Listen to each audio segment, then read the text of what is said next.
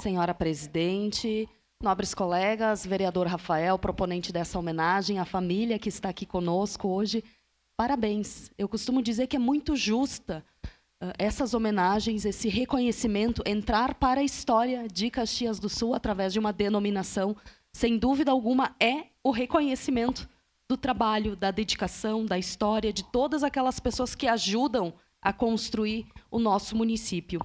Dizer que também, né, meus pais e meus avós são agricultores do interior, né? Meu avô tinha terras em São José, da linha Feijó, comunidade de Forqueta, comunidade essa que foi muito atingida também pelas chuvas, né? E a gente tem visto um esforço enorme, né, do nosso prefeito em liberar acessos. Ainda temos, infelizmente, algumas comunidades que não estão com seus acessos liberados.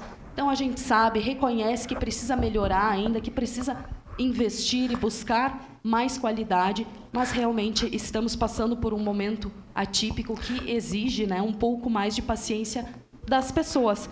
Dizer ainda que naquela região ali da Terceira Légua, é uma região de muito turismo, muito ciclismo.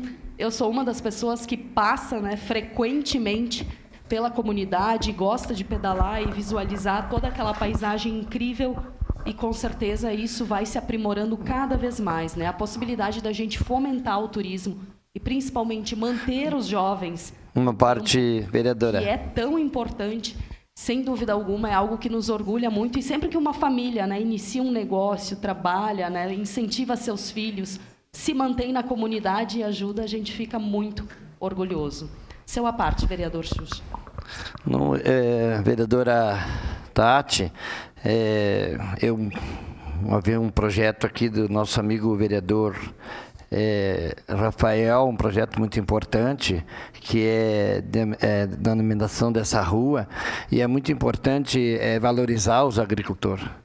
Eu sou de uma família de agricultor, que também trabalhei muito tempo na agricultura, com meus pais, né, meus irmãos, e era muito legal, eu gostava muito da agricultura, e por isso eu tenho um respeito, um carinho enorme para o nosso agricultor. Quero cumprimentar aqui essa família Sartori, que estão na agricultura ainda, trabalhando, e dizer que o prefeito Adiló também é um prefeito sensível às causas do nosso agricultor. Ele anda por todo o nosso interior com o nosso agricultor, e tenho certeza, família Sartori, que vocês serão atendidos, sim, porque o nosso prefeito Adiló tem um respeito e um carinho por todo o nosso agricultor aqui da região. Obrigado, presidente.